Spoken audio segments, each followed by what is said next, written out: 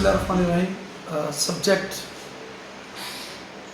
Transfer of Property Act, and today topic is Doctrine of Lispendence. So far as the Doctrine of Lispendence is concerned, it is a very important topic, which is the crux of Transfer of Property Act, and commonly it is applicable during the course of proceedings in the civil courts. According to Professor Keaton, judiciary जो है वो एक बड़ी ही trustworthy body है और इस trust को कायम रखने के लिए section 52 transfer of property act में जो डॉक्ट्राइन पेश किया गया है उसको हम डॉक्ट्राइन ऑफ लिस्पेंडेंस का नाम देते हैं। और इसी तरह से अगरचे डॉक्ट्राइन ऑफ लिस्पेंडेंस एक पावर है, लेकिन प्रॉपर्टी के बारे में इसको जब आप इम्प्लीमेंट करते हैं तो आपको कुछ सब्जेक्ट ऑफ सूट और उसके अलावा आप उसका जो सब्जेक्ट मैटर है उसको भी मद्देनज़र रखते हैं। और मेन प्रिंसिपल ये है कि during the pendency of the suit you can not transfer your property to any person. This is called the doctrine of lis pendens. So far as the maximum lispendence is concerned, it has been enacted from the Latin term pendentilite nihil innovator, जिसका मतलब ये है कि during the pendency of a suit nothing new should be introduced। यानी pendentilite nihil इनोवेचर का मतलब ये है कि जब मुकदमा चल रहा है या आपका सिविल सूट पेंडिंग है तो उसमें कोई नई चीज़ आप इंट्रोड्यूस नहीं करवा सकते, meaning that bye you can not transfer the property. इसके बाद जो सेकेंडरी व्यू है इसके बारे में, ये एक अथॉरिटी ऑफ कोर्ट है जो कि इमोरल प्रॉपर्टी के बारे में अदालतें जो है एक्सरसाइज करते हैं।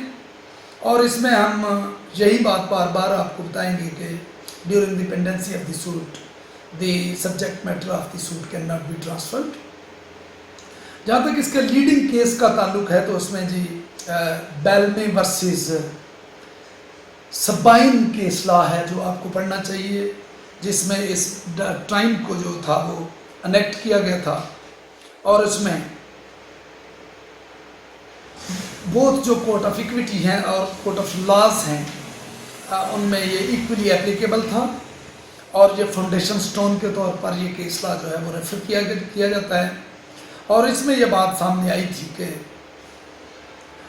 If alienation pendente lite were allowed to prevail the plaintiff would be liable to every case to be defeated by the defendant's alienation before the judgment of the degree and would be driven to commence his proceedings do novo, subject again to be defeated by same court of the proceedings. The doctrine of lispendence as enacted in section is an expression of principle of maximum pendentilite nihil innovator। इस case में ये बात करार दी गई थी कि अगर मुकदमे की प्रोसीडिंग के दौरान अगर प्रॉपर्टी जो है वो किसी दीगर शख्स को ट्रांसफ़र कर दी जाती है तो उससे जो मुद्दई है यानी प्लेंटिफ है उसके मुकदमे को खासा नुकसान पहुंच सकता है और मुद्दा अलह जो है वो गैर ज़रूरी तौर पर उससे फ़ायदा हासिल कर सकता है।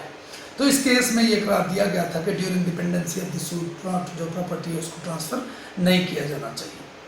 जहाँ तक इसका इफेक्ट है, इसका इफेक्ट ये है जी कि maximum is not to be annul the conveyance।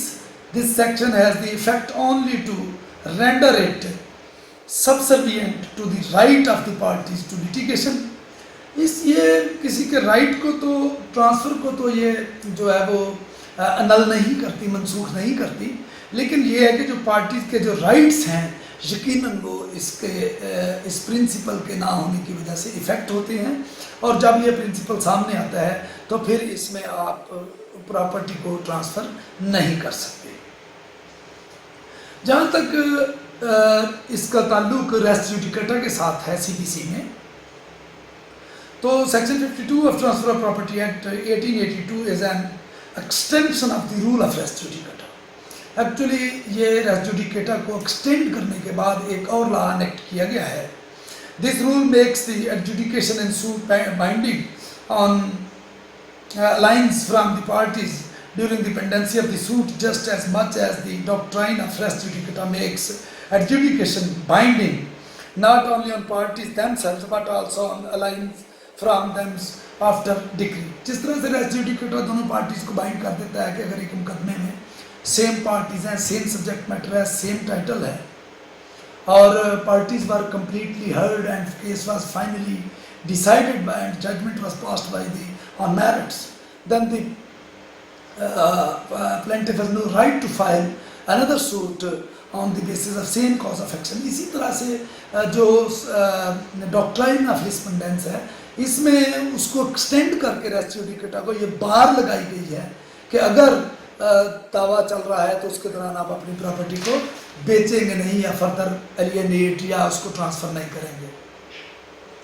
जहाँ तक इसके रेलिवेंट प्रोविजन तो सेक्शन 52 जो ट्रांसफर ऑफ प्रॉपर्टी एक्ट है जी वो इसको डील करता है और सेक्शन 52 मैं पढ़ना चाहूँगा जिसमें ये लिखा हुआ है कि during the pendency in any court having authority in Pakistan or established beyond the limits of Pakistan by the central government of any suit और proceeding which is not collusive and collusive mean कि दोनों पार्टीज जो हैं वो मिलकर अगर उसको नहीं चला रही, दोनों का अंडर हैंड डील नहीं है और they have not fulfilled any illegal obligation या फिर वो मिले हुए हैं आपस में तो उसको क्लूसिव कहते हैं।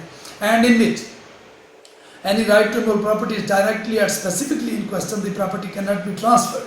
तो उन्होंने कहा जी कि अगर कोई प्रॉपर्टी इमूवेबल प्रॉपर्टी जो है डायरेक्टली या स्पेसिफिकली उसमें इन क्वेश्चन है तो आप उसको ट्रांसफ़र नहीं कर सकते, लेकिन एक एक्सेप्शन दे दी गई है और otherwise dealt with by any party to the suit और proceeding so to the effect the rights of any of the party thereto under any decree or order which may be made therein except, and this is the exception, under the authority of the court and on such terms as it may impose। यहाँ पर ये बात बताई गई है कि आप उस प्रॉपर्टी को ट्रांसफ़र नहीं कर सकते सिवाय अदालत की with the leave of the court. अगर अदालत उसकी इजाज़त दे देती है तो आप उस प्रॉपर्टी को ट्रांसफ़र कर सकते हैं। जहाँ तक एक्सप्लेनेशन इस सेक्शन के साथ दी गई है तो उसमें ये लिखा है जी कि for the purpose of this section the pendency of the suit और proceeding shall be deemed to commence on the date of presentation of the plaint and the institution of the proceeding in a court of competent jurisdiction and to continue until the suit or proceeding has been disposed of by a final decree or order and complete satisfaction or discharge of such decree or order has been obtained or has become unobtainable by reason of expiration of any period of limitation prescribed for the execution thereof by the law for the time being in force। Explanation में ये बात बताई गई है कि pendency of the suit का क्या मतलब है या प्रोसीडिंग कब तक कमेंस समझी जाएंगी। तो ये जी date of presentation of the plaint से लेके या इंस्टीट्यूशन ऑफ द प्रोसीडिंग से लेके और शर्त यह है कि कोर्ट जो है कॉम्पिटेंट कोर्ट ऑफ जुरिस्डिक्शन हो, अख्तियार इस्मात रखती हो और ये उस वक्त तक कंटिन्यू रहती हैं या दावा उस वक्त तक ज़ेर इस्मात रहता है जब तक प्रोसीडिंग जो है डिस्पोज ऑफ ना हो जाए फाइनल डिग्री के ज़रिए या ऑर्डर के ज़रिए और कंप्लीट सेटिस्फेक्शन और डिस्चार्ज ऑफ द डिग्री जो है वो भी इसमें शामिल है। ये वो स्टेजेस हैं जहाँ तक आप उस प्रॉपर्टी को ट्रांसफ़र नहीं कर सकते।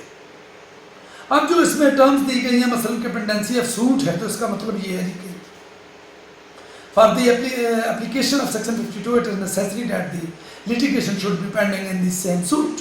लाजमी है जी कि वो मुकदमा जो है वो दावा जो है वो ज़ेर इस्मात हो तो फिर ही उसमें आप सेक्शन 52 को जो है वो अप्लाई कर सकते हैं। उसके बाद है जी कि इसमें जो suit should be non collusive. Collusive suit is one in which there is no content, no judicial determination of cause against between real parties, the fact that the decree was made in pursuance of a compromise or by consent does not exclude the application of section 52 provided that such compromise or consent is not tainted by fraud or collusion। देखिए कि इसमें करार दिया गया अगर party ने साजबाज कर रखी है तो फिर आप सेक्शन 52 का फ़ायदा नहीं उठा सकते। आप उसी वक्त इसको फ़ायदा उठा सकते हैं कि पार्टी जो है वो क्लूसिव केस जो है वो सूट क्लूसिव नहीं होना चाहिए। और सूट में भी क्लूसिव इवन इट्स एवरी इंसेप्शन और degree may be obtained by clusion in the suit which was honestly begun. Whether a suit is clusive or not depends upon the facts of each case। ये हर case के ऊपर depend करता है। अब है जी कि तीसरा जो अहम इस सेक्शन में जुज़्व है वो ये है कि right to immovable property must be directly and specifically in question. एक इमूवेबल प्रॉपर्टी है जिसके राइट्स का तयन करने के लिए दावाजात दायर हैं। तो the doctrine of respondents will have its application only if following conditions are fulfilled. Number one, if property involved in the suit is described either by such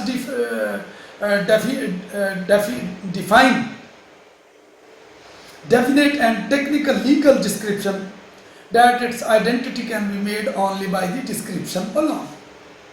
इसमें यह बात बताई गई है कि डिस्क्राइब किया गया जी उस प्रॉपर्टी के बारे में कि इसमें ये जो है वो पोजीशन है इसकी, और इसकी जो लीगल डिस्क्रिप्शन है वो भी बताई गई हो। If there is such a general description of the character और status and by such reference that upon inquiry that identity of property involved in litigation can be ascertained, it is be the essence of the rule of respondents that a right to immutable property must be directly and specifically in question, property must be specified, thirdly right to property must be direct, और चौथा point है जी property transfer are dealt with the property actually in litigation। तो ये चार points जो हैं बड़े जरूरी हैं। चौथा अहम पॉइंट है जिसमें मेन पॉइंट इस सेक्शन में वो ये है कि suit must be before the court of competent jurisdiction. Section 52 को अप्लाई करने के लिए लाजमी है कि सूट एक ऐसी अदालत में चल रहा हो, मुकदमा पेंडिंग हो जो कि कॉम्पिटेंट कोर्ट ऑफ ज्यूरिसडिक्शन रखती हो। और इसके अलावा ये है कि if the court does not have any jurisdiction to try the case, a transfer during its pendency can not be attracted by the doctrine of रिस्पोंडेंस।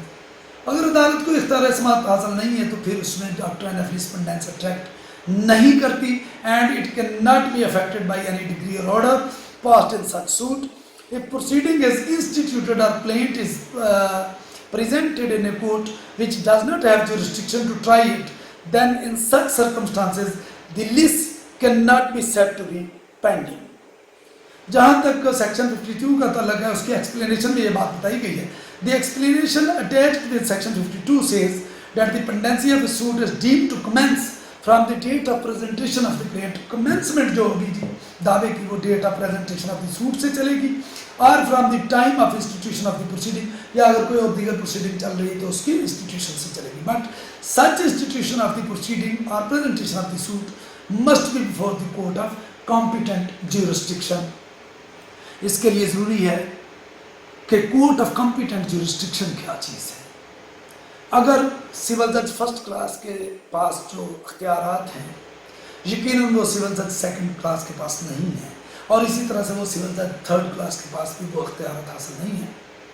जो सिविल कोर्ट ऑर्डिनेंस है उसमें तीनों कोर्ट्स की 1962 का जो ऑर्डिनेंस है उसमें ये जो तीनों अदालतें सिविल जज फर्स्ट क्लास, सेकंड क्लास और थर्ड क्लास की जो पेक्यूलियरी ज्यूरिसडिक्शन है वो बयान कर दी गई है।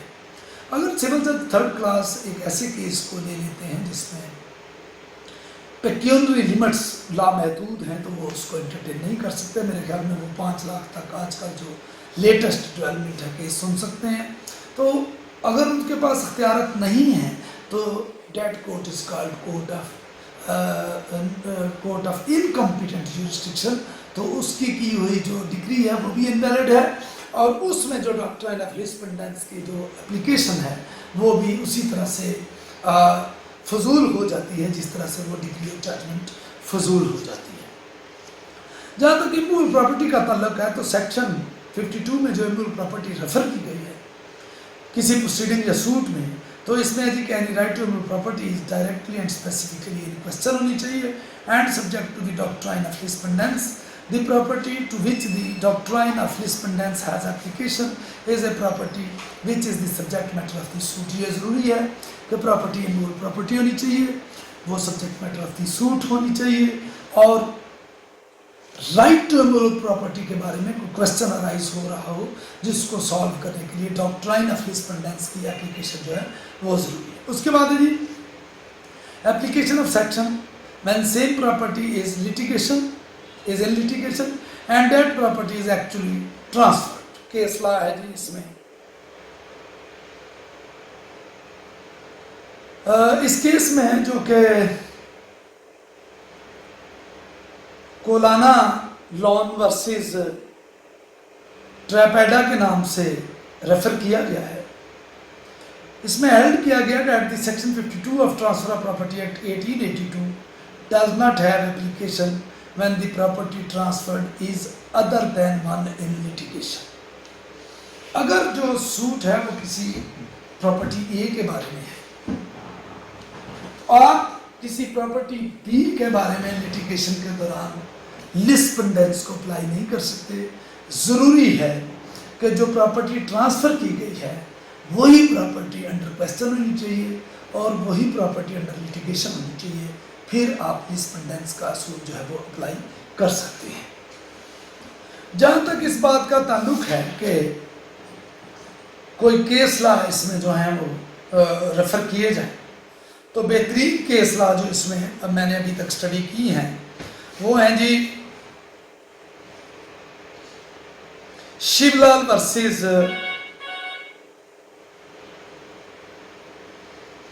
सामा प्रसाद। शिवलाल वर्सेस सामा प्रसाद केस लॉ है। In this case, the appellate court dismissed the case and held that the interest of the minors were not affected. It was held that the auction purchaser was not affected by the doctrine of lispendence. The principle is that the bona fide purchaser have jurisdiction and not affected by the subsequent reversal of the degree. इसमें उन्होंने ये इस बात को करार दिया था कि जो लिस्पेंडेंस की होने से इंटरेस्ट ऑफ माइनर जो है वो इफेक्ट नहीं होते, और इसमें मजीद ये क्या करार दिया गया था कि जो ऑक्शन परचेजर है वो इफेक्ट नहीं होता bye the doctrine of lis pendens. इसी तरह से एक और केस लॉ है जो है कि अहमद भाई वर्सेस वुल्ला भाई।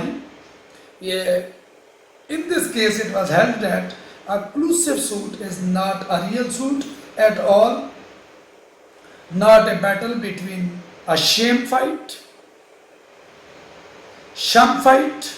when parties to suit collusive with each other for the express purpose of defeating the rights of transferee and obtain a degree.